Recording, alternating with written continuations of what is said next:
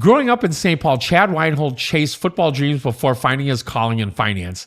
Now, a chartered financial consultant, Chad shares his unique approach to financial planning, emphasizing education and putting clients first.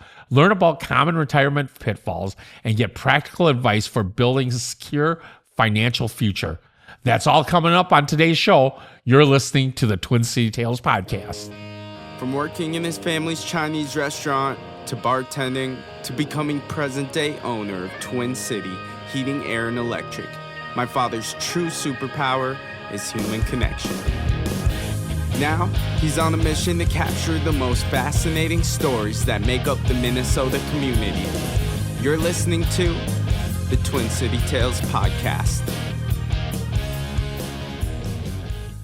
Today we have Chad Weinhold, who began working in the financial services industry in 1999. He's done everything from mortgages, home financing, personal and private banking, including life insurance and final expense planning. Eventually, his experience led to the world of investments, and he is a chartered financial consultant. Welcome to the show, Chad. Thanks, Wyman. So glad to be here. Yeah, now you grew up in the Midway area of St. Paul, and what was it like in the 80s in the Midway area? Because when I think of the Midway area, I always think of like the state fairgrounds, and the old drive-in Porky's was fantastic. You get fresh strawberry pie there. I remember my dad always going there for that. What was it like in that area for you growing up? You know, it's funny that you mentioned that because it brings back some fabulous memories. To look back on it now, it was what I knew. Grew up in a little bit more of a traditional household, mom and dad and myself and one sister. Postage stamp of a lot, you know, as far as the house that you lived in, but it was ours. We had a yard. Dad always had a garden. But yeah, you're not wrong. I remember Porky's Drive-In just about every Saturday night down in the Montgomery Ward's parking lot. If you remember Montgomery Ward's in the Midway, they had the tower and it was the mail center fulfillment. They had car shows. So you could walk down, and we were literally in the shadow of the Montgomery Ward's tower. So it was a 4-block walk, and you're standing there on Saturday night watching all of these old collectible cars, you know, coming and going and hanging out. So you mentioned the state fair. We did. We were 4 blocks from Snelling Avenue. So you walk down, you catch the bus, and you go up. So the state fair was a staple every single year. We lived there for 20 years, and it was just a great blue-collar neighborhood. We had block parties, and you knew your neighbors. Growing up, it was funny because you spent time going, you know, to meet the kids that were on the block. And that's what you did. You'd walk down the block and, okay, 4 houses down was this person. You'd stop and say, hey, you want to go ride bikes today? They weren't in, or they had something else going on. You walk 2 houses down, you go hit the next kid. Hey, you want to go ride bikes? Hey, you want to do something? What do you want to do? You want to get together? So growing up in the Midway, as far as I can recall, it was a great experience. You were centrally located. Like you said, we were blocks from 94. I grew up, you know, just off of Snelling University. So we felt like we had access to everything. It was easy to get to, but it was, you know, from what I recall, just a fairly quiet, traditional upbringing. Some people might equate it to, you know, what you'd see in the suburbs today, but we knew our neighbors. We knew the people across the street. We knew the people down the street, and we would coordinate with them on a regular basis. So I enjoyed it. I've got fond memories. You know, it's really cool because I don't think we even see that these days in the suburban neighborhoods where you actually know your neighbor a half a block down. And I feel like growing up in that same time frame, I was probably 10 years younger or older than you. Yeah, you kind of knew the neighborhood, right, with the people. And, right. And St. Paul was just, it's so cool because it was so historic. I don't want to say it's like Leave It to Beaver feel, but there is a little bit of that. There is a little bit, and I will be honest. Growing up, I remember it felt at the time like there was a fair amount of diversity, and it might have been just my naivete at the time, but we had single parent families, and we had blended families, and you know there was all the types of things that you don't think about at the time. That wasn't what you thought about when you're 8 or 10 or 12 years old. Yeah, you just, who do I hang out with? Who do I get together with? Who do I go to school with? So it is. It's when you talk about that, my wife didn't actually have a lot of that type of thing growing up. She moved around a lot. She was out in Washington, and then there was in Montana and in Alexandria and in northern Minnesota in small towns. So when her and I got married, it was interesting how that dynamic was so different. And again, I grew up having this experience and she grew up having that experience. Where we're at currently, we built a house about 7 years ago. And it's so cool because the neighborhood that we're in was like a 50-unit development right on the Champlin-Brooklyn Park border. And the neighborhood that we're in is very diverse for having, been something that was just built, just a few years ago. Yeah. And for me, it was just what you did. So when we're out walking the dog, you stop and you say to the neighbors, "Hey, you're new to the neighborhood. Well, you're new to the neighborhood too. Hey, tell me about, where did you live before?" And, so you just did that. Yeah. And so for me, it was just part of what you did when you moved into a neighborhood. It's you go get to know the neighbors. Yeah. So for my wife, like I said, it was a new experience for her, and she loved it. She did well, and she loves, the idea of being able to get to know, but it was just such a big transition or transformation from what she had grown up knowing, being predominantly in a rural area or growing up in some of those smaller towns. It's interesting you say that because my mind kind of goes back because you used that word a couple times, diversity, right? And I grew up in a very non-diverse neighborhood, a very predominantly white neighborhood. I mean, I'm Asian, right? And thinking back, like when you talked about that Midway area in the mid 80s to the 90s, right? I mean, that St. Paul area started exploding with Hmong because a lot of churches were sponsoring them over. And now you move to Champlin, and people don't always understand because I live in Brooklyn Park. One of the biggest Asian populations is actually in the Brooklyn Park community. Right. And it's more diverse there for Asians. And what I mean by diverse is it's a very mix of Vietnamese, Chinese, Hmong, just a mix of Asian people, as opposed to St. Paul, in that area you grew up in. Right. They had a lot of Hmong in that area. There's still probably really, what do they call that? The most people in that area. What do they call that? It's just a given demographic. Yeah, is what you're it's a looking demographic. For? Yeah. I remember because I went to school at Benjamin Mays, and then I went to Ramsey Junior High, and then I graduated from St. Paul Central. Well, St. Paul Central is right on 94 and Lexington. Yeah. I mean, it's kind of in the heart of that Midway area, but yeah, you're right on the edge of what at the time would have been Frogtown, which was, from what I understand, predominantly Hmong or more of an Asian, background. Yeah. And it was just a few blocks in either direction, and you'd get kind of pockets of different ethnic groups. Yeah. And St. Paul Central, growing up, we knew that was a very diverse high school. Being that I went to St. Thomas Academy, we would play at that field, but we always knew what we were getting into in that area. So that's really interesting.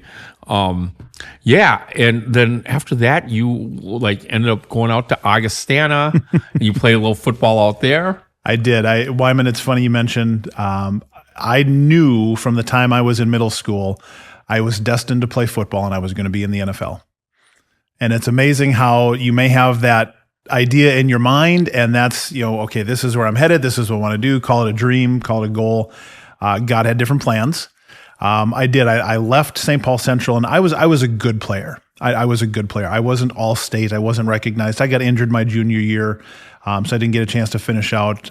Played well my senior year, but I played tight end in an offense that was predominantly run. So it's hard to really stand out and make a name for yourself as a receiver in a run-generated or run-dominated offense. So I walked on at Augustana University in Sioux Falls, visited a number of different schools across the state, wanted to be far enough away from home that my parents were not just going to pop in, but close enough that I could drive home on the weekend. And a lot of it was trying to market myself. I had to make my own video as far as, here's some of the highlight plays. So I was out, sending VHS tapes to different universities and interviewing coaches and, hey, I just want to play. I just want to play. And I did. I landed at Augustana, walked on. I was redshirted my freshman year, and it was a fabulous experience. We were nationally ranked in the top 10.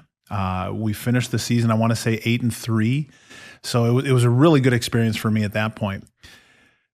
The mistake that I made, however, was not focusing on my academics. First semester was fabulous, but the second semester, unfortunately, I got a little bit distracted and I lost my academic scholarship. And because I didn't have an athletic scholarship, I didn't have the academic scholarship, attending a private university just wasn't in the cards. So I ended up coming back home to the cities, and I went to North Hennepin. And it was a big mind shift change for me, going from a Division II school that was competitive and nationally ranked now to a JUCO, and playing with guys. And don't get me wrong, there was a lot of talent, but it was just it's a different level, and I loved it.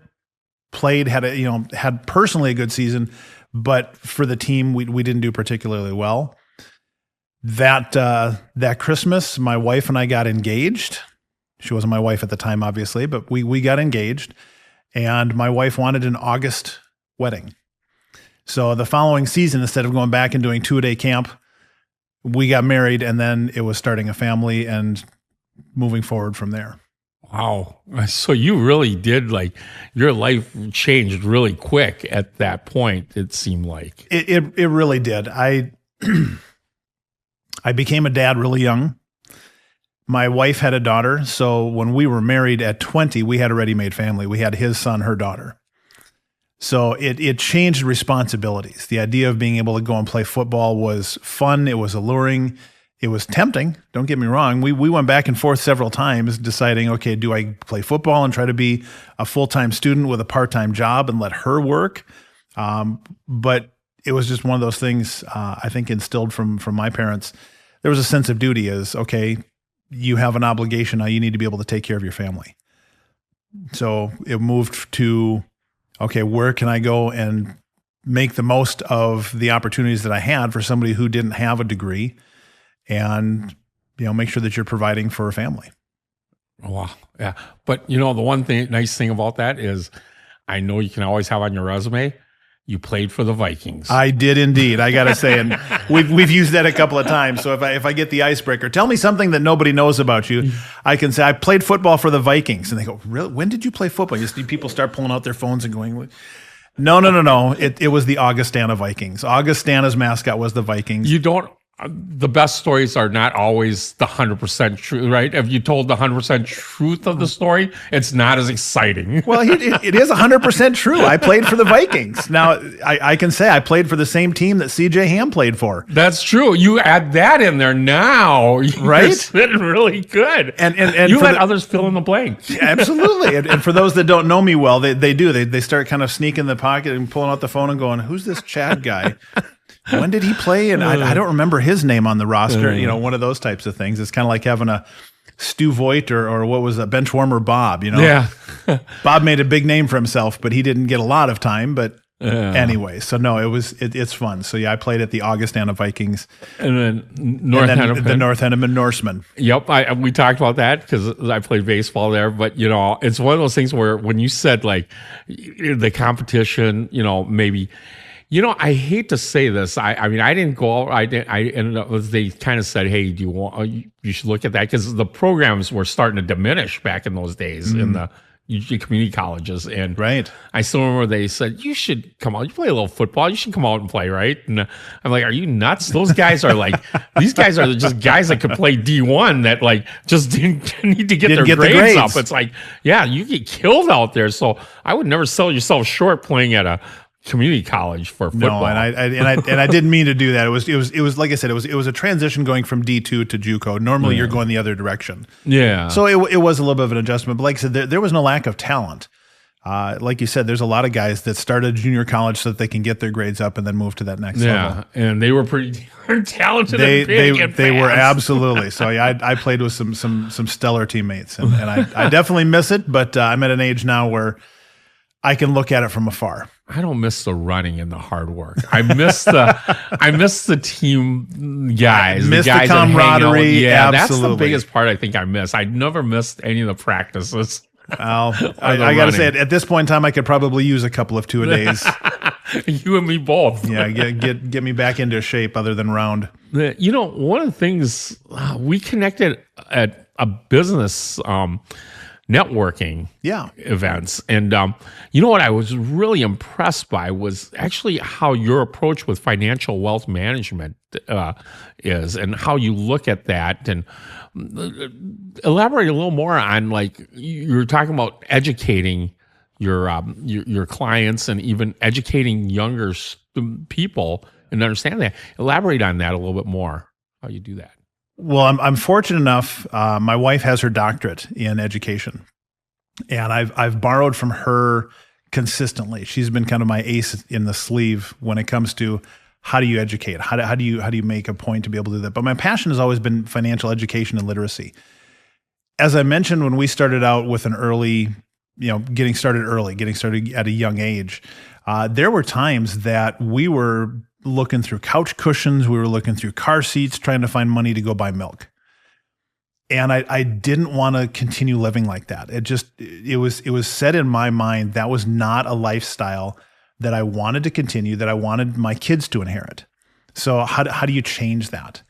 And my career path, we talked a little bit about this. It's kind of like catching a fish on a line. I mean, it's all over the place. You're over and under the boat, and left, right, but I really, really want to make sure that the clients that I work with, the people that come to me, understand it's about understanding where you're at. It's about understanding the opportunities, and then how do you make the most of that?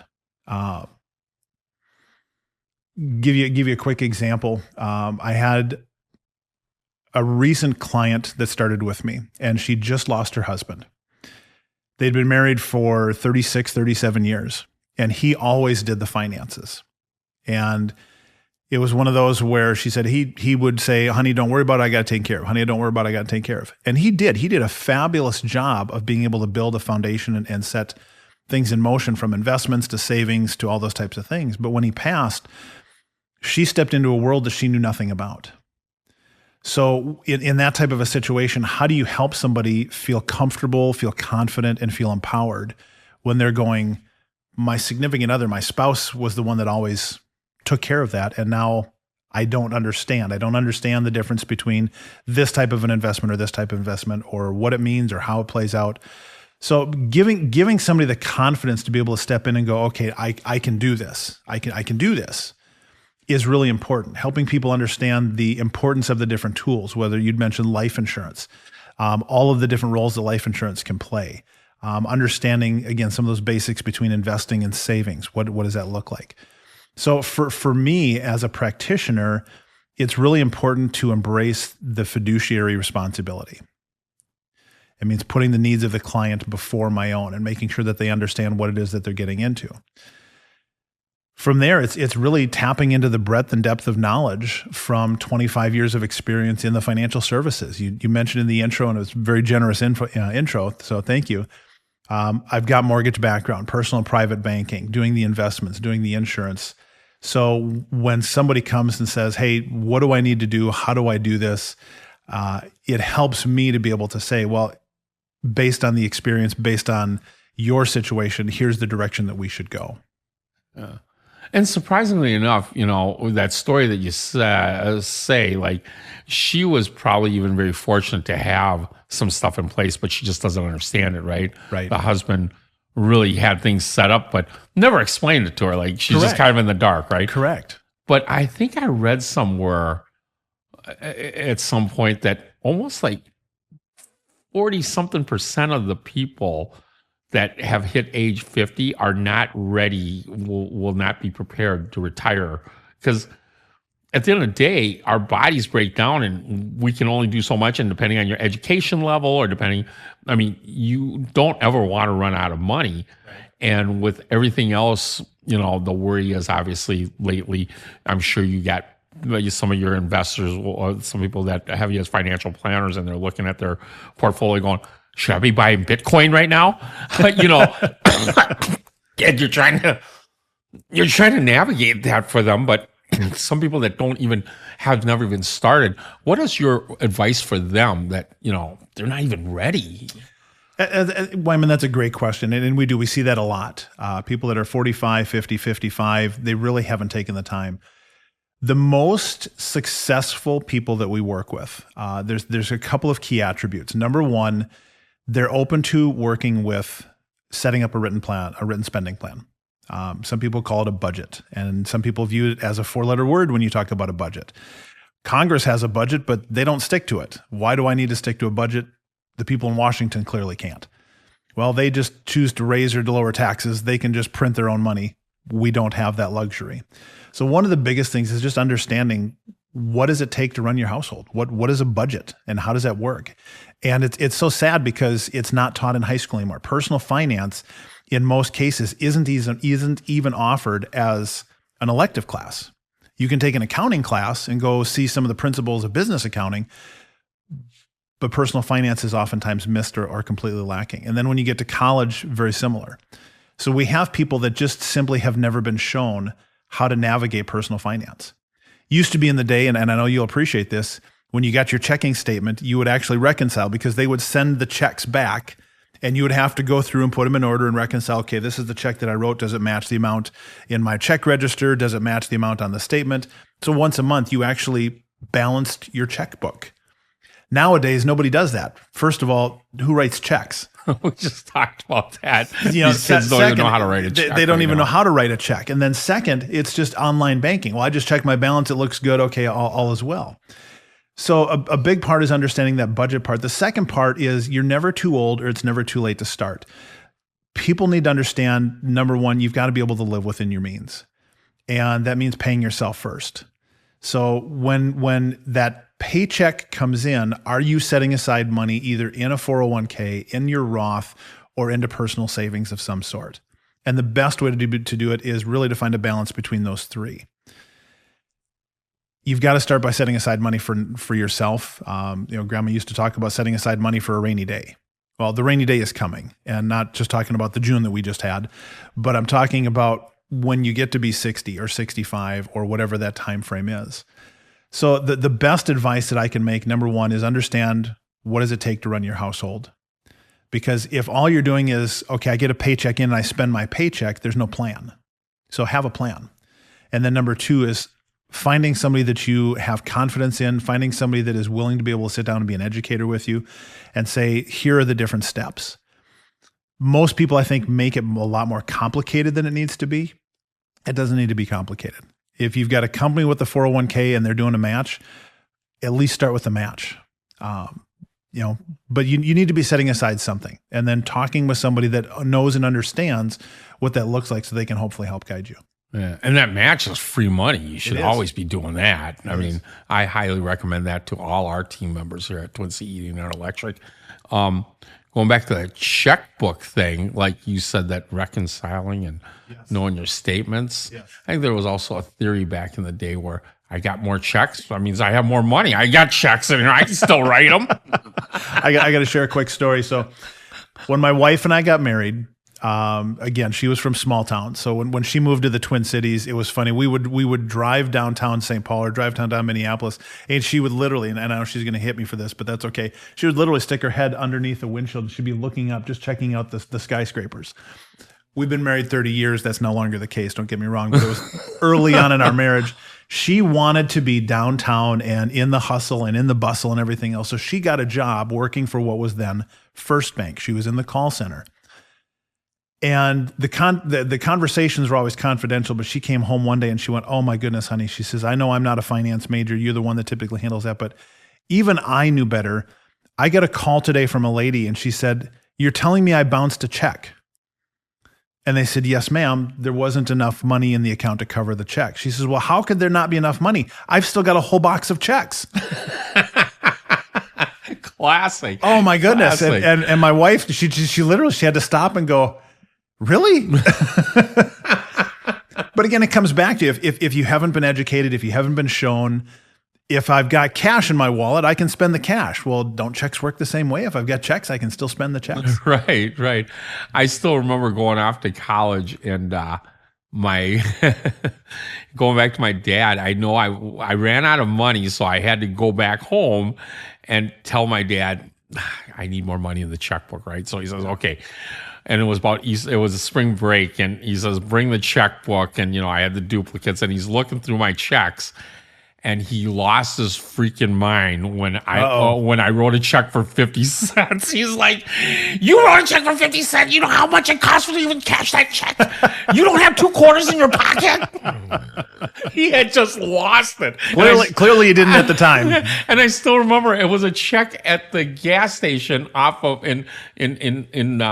right over by O'Gara's Garage. And that's what my checks were. All of them was O'Gara's Garage, Plums, O'Gara's Garage, Zippy's Pizza, and the convenience store of 50 cents for like a can of soda, right? Such was the life of a college student. Exactly. So those were the days. Yeah. And just understanding those financials are so important because we've just seen so many people. I have a friend of mine who has worked all his life as a business owner. Right. And he never took the time to sock away like money to make sure he's taken care of. And I know it's, we forget that sometimes as business owners, because you're just so into taking care of your business, right, that you forget to take your own pay. Right. And you just sacrifice your pay. And the next thing you know, you're 60 something years old and you have nothing going into retirement. And that's just a hard road to live. It really is. And we actually see that frequently. So you're in good company in that regards, whether it's been your situation or you've seen people that have gone through that.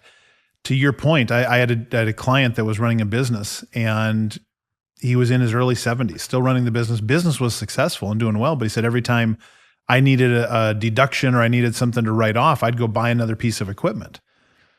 I said, well, has anybody talked to you about opening up a retirement account, a SEP or a Simple or an IRA or something like that? He says, no, here I am at 72, and I've never had anybody that's actually brought that up or talked to me. So I said, well, you could go spend 10 grand and buy another piece of equipment and use that to reduce your income.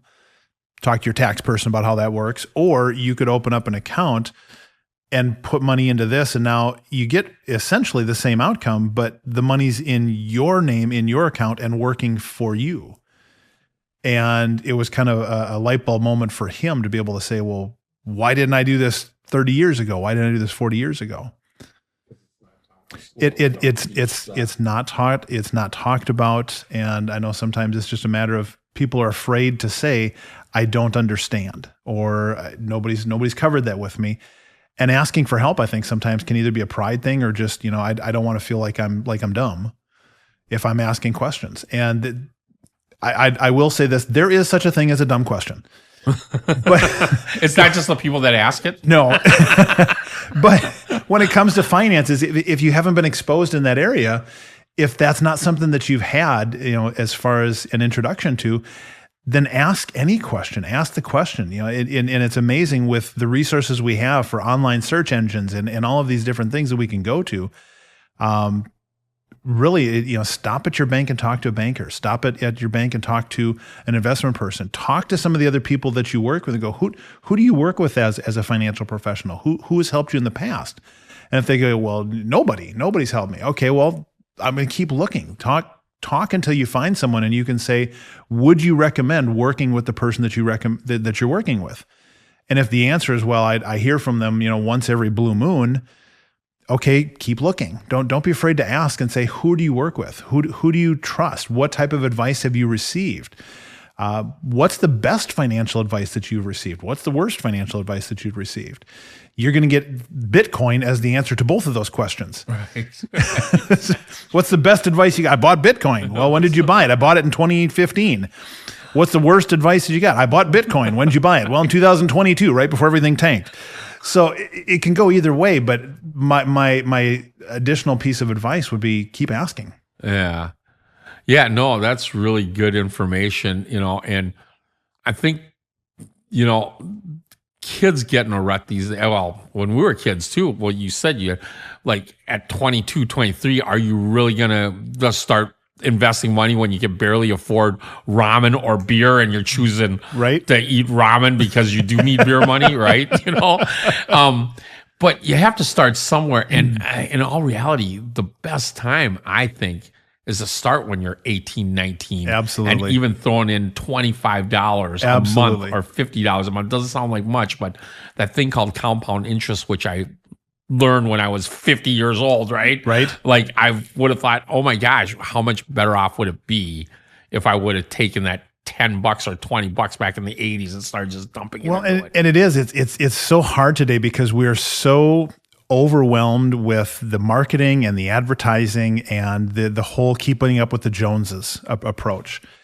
And Wyman, you've got such a great point. Even if it's $10 a week or $25 a week or $25 a month, building that habit is so important. Do I buy beer? Do I buy ramen? Well, you might have to forego the beer this month and rely on somebody else and go steal a can off of his six pack or 12 pack. That's right. But you have to get in the habit, and that's the biggest thing is in that habit of, like I said, okay, if it's contributing to my company 401k, in most cases you're going to notice it the first paycheck or two, and after that you just don't even think about it. If you're setting money aside in a savings account and building up that emergency fund, okay, well, what happens if? God forbid we have a global pandemic and you've got to rely on your savings. I know that would never happen, but just imagine with me, if you will, having that safety net there addresses not only the emotional issue that you're dealing with because of whatever happened. My car broke down, the AC went out. Okay, now I'm also dealing with a financial crisis as well. Well, let's eliminate one of those crises. If I can eliminate the financial crises, I may not be able to eliminate the issue at hand, losing a job, having something that breaks and I have to now pay to replace that, having a car wreck where, something happens and I've got to replace the car. But if I can eliminate that financial, now I'm not compounding the crises by going, something just happened and I've got a financial issue that I've got to address. And it's and those things that you're talking about with all these financial issues spills into everywhere in your life, whether it's be your love life, your home life, your relationships. It's so important to understand the finances. And like I said, I feel like there's a certain amount that the schools don't teach that. And I don't know, I'm not a conspiracy theory guy, but I also think that sometimes do they really want to teach it that well? Because they do want us to be in some sort of debt. And I think there's good debt too that we need to be in. But if everybody just tucked their money in their mattress and not paid interest, the economy would fall apart. The financial economy would fall apart. So they do need that. But again, there's good debt and there's bad debt and there's good credit and bad credit. But in this day and age, I feel with money, you have to be looking forward to it, looking in the future. And I'm not saying I'm a conspiracy theory guy, but I think it served me well about 10 years ago when I said, we can't depend on Social Security to be there by the time we get there. I don't think anything will happen to it, but they'll make cuts to it or they'll extend it out where you can't get it as soon, but they've got to do something with it to fix the system. And I think part of it is for ourselves.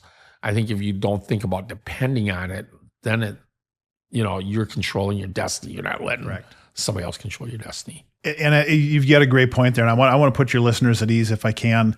I'm not overly concerned about Social Security. I know under current administration, there's been a lot of concern. What's happening? What's going on? Social Security is a budgetary issue that's directed by Congress. So there is no president, former or forward, that's going to be able to make the changes to Social Security and take your Social Security away from you. If you look at your statements today, it says right on there, roughly 2033, 2035, that in the current structure, the way that Social Security is set up, everybody gets about a 10 to 12% pay cut because we're going to tip the balance between how many are paying in versus how many are taking out. It's not a left thing. It's not a right thing. It's a math thing. And the reality is both sides have made proposals to make changes to Social Security. And every time they do, the other side skewers them. Both have viable ideas. Both have good ideas. They both need to be implemented, but neither side is willing to be able to take the steps because as soon as they do, the other side, like I said, just tears them apart. There's half a dozen things off the top of my head that I can think of that would help sustain Social Security. Is it going to look different for your kids? Is it going to look different for my kids? Probably. Is it going to look different for you and me? I doubt it. If you go back, there was changes. Social Security originally rolled out in 35. First benefits were taken roughly about 1940, 41. Legislation was changed in the early 80s that we've got to extend full retirement age. It can't be 65. People are living longer. People are, taking more income. Full retirement age has to change for those that are behind us. When you've got a life expectancy now in the mid 80s compared to 1935 when Social Security rolled out. Social Security, do you know what the life expectancy was when Social Security rolled out? Was it like 61 or 62 years old? It was roughly 65, 66. Okay. So they set the retirement age at 65 and said life expectancy is roughly 1 year longer. So the sustainability of the plan made sense because most people, it was originally OASDI, Old Age Survivors and Disability. Well, if life expectancy is 66 and I don't start it until I'm 65, it's pretty easy to run the math on that and go, yeah, we're going to have plenty of money to be able to last. As people have gotten healthier, we've seen improvements in the medical world. Like I said, life expectancy right now is in the mid 80s. So if I'm starting at 66 or I'm starting at 67, I've still got 17 to 20 years of life expectancy before me. Wow. Yeah. It's like I said, it's a math issue. It's not a left or a right thing. Wow. It's a lot to take in right now. It is a lot. Actually, Sorry, I got a little deep there. And that's all right. No, my wife's going to get mad at me. She's every time I have that conversation, she's like, really, we're going to have that conversation. We're going to go get off your political soapbox. I think this is a good time for us to take a break. We'll be back and we'll give our listeners a little more to think about when we come back.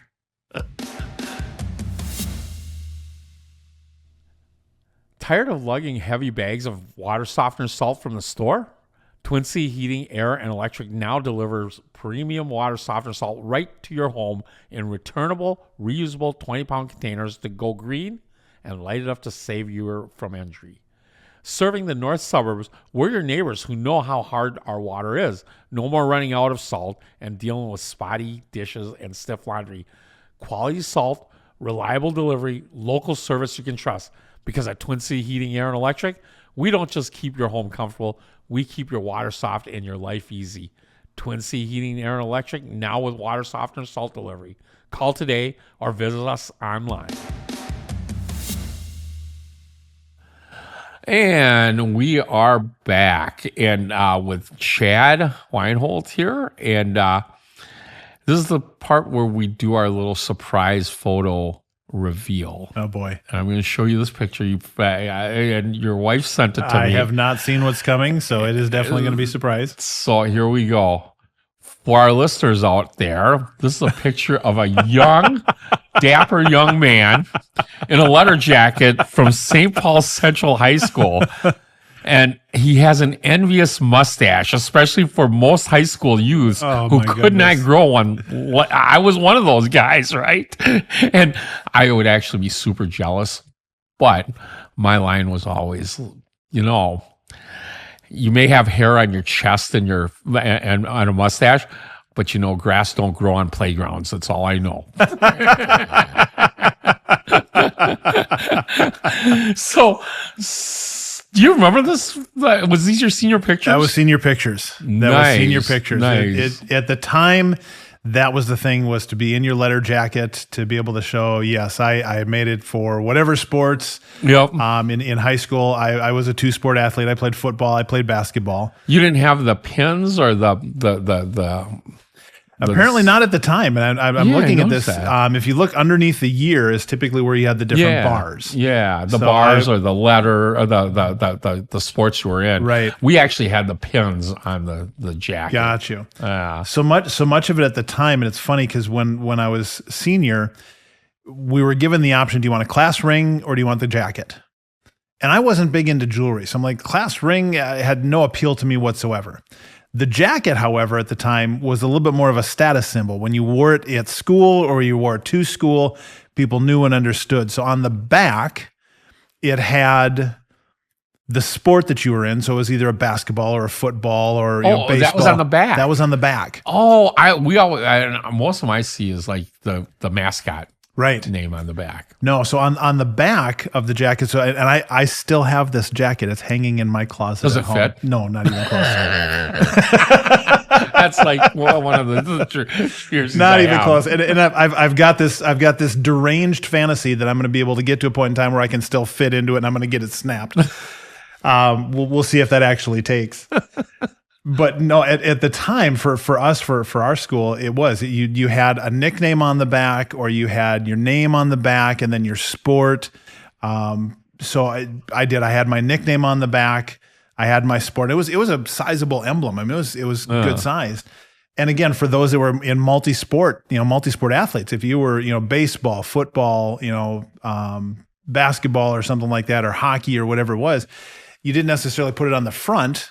Yeah, you'd try to put the pins, or the biggest thing was to have the bars. How many years did you make varsity? Yep, and they also had the footballs and stuff like that on there. Yeah. And I was never captain of the team. Like I said, I was a good player. I played both ways. I played defensive end, and I played tight end in football. And I was called up to play varsity my sophomore year. So I played 2+ years of varsity of football. Basketball, I was not a starting player. Well, St. Paul Central too. Central was a good team. My senior year, we lost to the eventual state champs by 4 points in the conference championship. This was in '93. This was spring of '92. So in February, March, or April, whatever it was. But would have been. And you guys were 4A at that time too. Like we 4A. We were in the top tier. Was that No, Royce White was after that. Hopkins was pretty powerful, and Blaine was too in those years. My goodness, I remember Armstrong being a contender. Was tough. Yep. Armstrong was a big one. Several of the Minneapolis teams, Minneapolis North. Yeah, they've always been solid. They've always been a powerhouse. Yeah. So, anyways, I played my senior year, and the coach was gracious enough to come to me and said, "You're not going to get a lot of time because we've got a lot of talent." And I said, "That's okay." He said, "But I want to give you an opportunity. Would you like to play, or do you want to just forego?" I said, "I want to play." I had confidence in our team, and where I thought this was going to give me my chance to play in a state tournament. Yeah. So in the fall of the year, I mean, this is November, December, probably November. I was making a decision at that time, thinking, okay, I'm going to have a chance to be able to play in March at a state tournament. And I remember my freshman year at high school, Central went to state.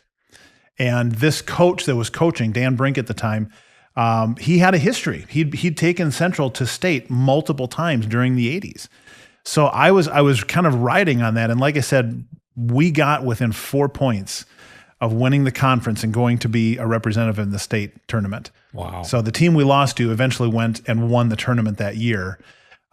So it was very, very close, but that was my experience. So yeah, when you bring this picture up, it conjures up a lot of memories. Yeah, and in '93 too. Like, was St. Thomas and Cretin still in your conference, or did they get rid of that? Because that was Cretin still played in the St. Paul City Conference. Yeah, it was the St. Paul City Conference, and then they had the St. Paul Suburban Conference, I believe, with Hill Murray and all those Johnson. Correct. Yeah. That was kind of a crazy conference, actually. It was. We were in the Lake North Conference, and that was a tough conference, I thought, too. Yeah.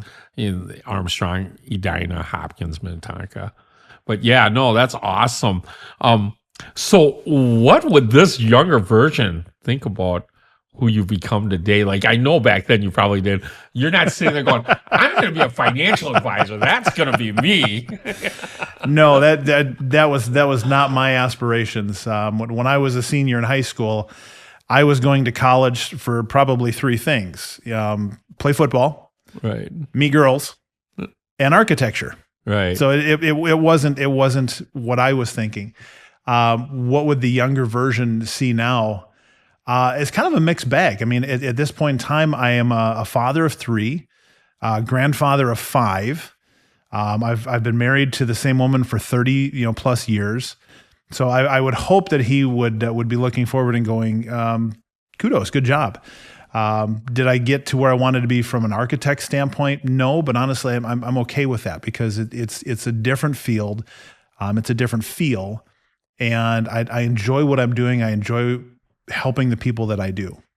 Wow, it's kind of funny because when you're saying that, I'm thinking to myself, if I'm wearing my leather jacket, yep, I think I'd be saying, God, dude's old. I There probably would have been some of that in there as well. And if you could tell his kids one thing right now, what would that be? Oh my goodness. Start investing earlier. My freshman year, it was so funny. My freshman roommate was big into stocks. And I remember getting in as a freshman. And again, I was about football and girls and, maybe academics afterwards. But he was all into the investing. I'm like, that's for old people. What are you doing? That's for old people. Exactly. I didn't understand stocks and that type of thing at 19. I mean, how many people do? But if it would have been anything to go back and say, pay attention to the stocks and pay attention to the finances because it makes such a big difference. You mentioned the compound interest. We went through some of those examples. If anybody's listening, Google the financial concept Ben and Arthur. It's a financial concept that talks about one starting to invest and set aside money early, the other pushing out the time frame before they started putting aside money. So get a jump start. I might have to do that. I had not heard that yet, but that sounds absolutely wonderful. Yeah, no, great answers to those questions. And, I think that's probably, God, that's a great, kind of expected from a money guy. Invest your money, right? No, that's absolutely fantastic. One of the other questions I have for you before we start closing out the show is, who's someone you would love to see or hear on this podcast and why?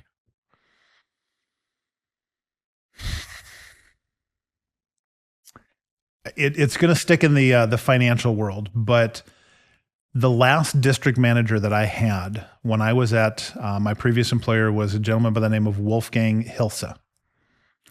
And it's as German as it sounds. Not an Asian kid from the neighborhood? No, not an Asian kid from the neighborhood.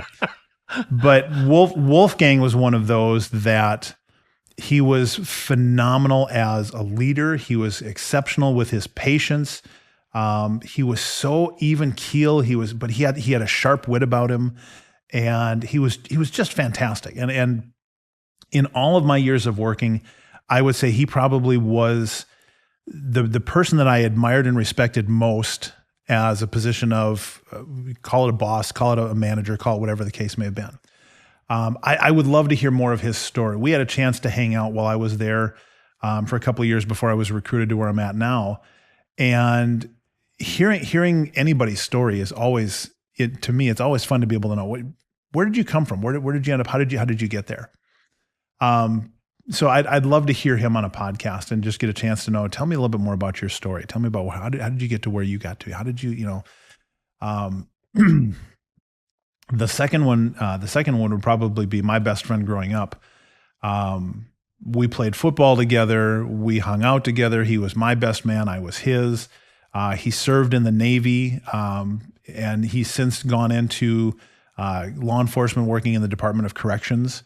So we've taken different tracks, but he's one of those. His name is Tracy Shad, and I'd love to be able to hear more from outside of the industry. But again, I know his story. I know it intimately. We've known each other for 45 years. Yeah. But his is one of those where I think he's got some fabulous stories to be able to tell from growing up in a single parent household to, again, military, to kind of his path to where he got.